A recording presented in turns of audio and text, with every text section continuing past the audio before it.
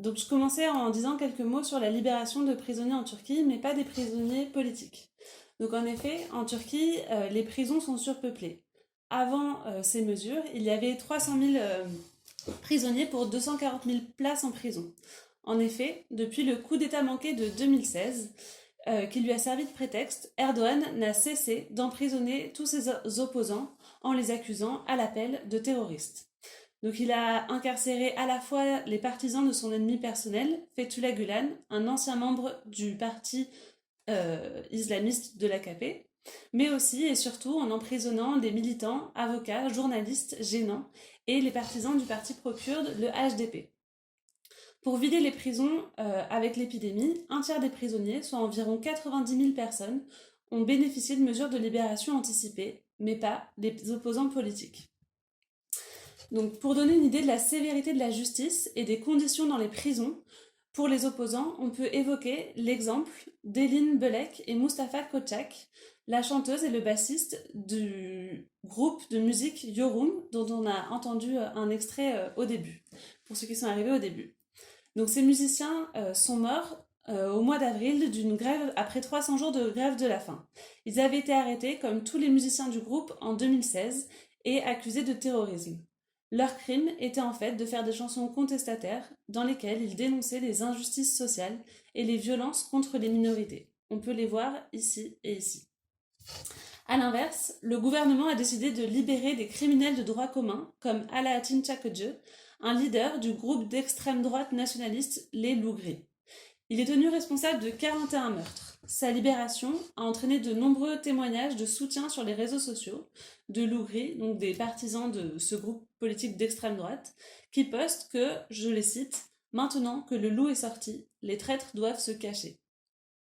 Et ce qui se passe dans les prisons est révélateur de la politique d'Erdogan qui profite de l'épidémie, qui a fait jusqu'à ce jour 2240 morts, pour continuer sa guerre contre tous les opposants. Je le cite dans un discours du début du mois d'avril. Ceux qui critiquent les précautions contre la pandémie mènent une guerre contre leur propre pays. Ces organisations terroristes, les médias, les organisations politiques qui tentent de démoraliser notre nation seront noyés dans la haine de notre nation. Et effectivement, Erdogan profite de la situation pour intensifier la répression. Il a par exemple ouvert des enquêtes contre les maires d'Istanbul, ici, et d'Ankara, ici. Ils sont accusés pour avoir lancé des campagnes de charité dans le cadre de la lutte contre le coronavirus. Et donc, ils sont accusés de vouloir, je cite, former un État parallèle. Pour mieux comprendre cette décision, il faut rappeler que lors des élections municipales de l'an dernier, le parti présidentiel d'Erdogan, l'AKP, avait perdu ses deux principales villes. Donc ici, on a une carte avec toutes les villes où l'AKP avait perdu les municipalités suite aux élections de l'an dernier. Et donc en effet, ces élections avaient révélé l'impopularité croissante du parti d'Erdogan et du gouvernement. Donc le mécontentement s'explique par et la perte de popularité donc de l'AKP et d'Erdogan s'explique par entre autres la situation économique avec depuis plusieurs années maintenant une augmentation très rapide des prix et une chute importante du niveau de vie. Or cette situation risque et est en train de s'empirer avec la crise du coronavirus. Mais la répression n'empêche pas la contestation de s'exprimer. Par exemple, dans la ville d'Izmit, qu'on voit ici, une ville industrielle, le maire avait décidé d'interdire toutes les manifestations et arrêts de travail, débrayage, droit de retrait pendant la pandémie. Mais il a dû reculer sur ce dernier point face à l'ampleur de la contestation. Et effectivement, il y a de nombreuses incompréhensions quant au choix du gouvernement sur les modalités du confinement. Donc si Erdogan fait beaucoup de communication pour vanter sa gestion de la crise, ces décisions peuvent paraître à bien des égards irrationnelles.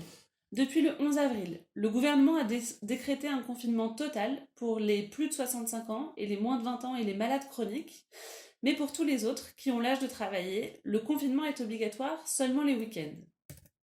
En semaine, les gens sont invités à se mettre volontairement en quarantaine et donc à continuer à aller travailler. Cette décision de confinement partiel a été prise contre l'avis des scientifiques pour que l'économie continue de tourner.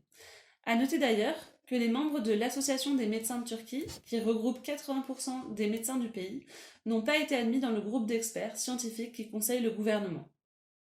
De nombreux travailleurs continuent donc d'aller bosser et mettent leur vie en danger.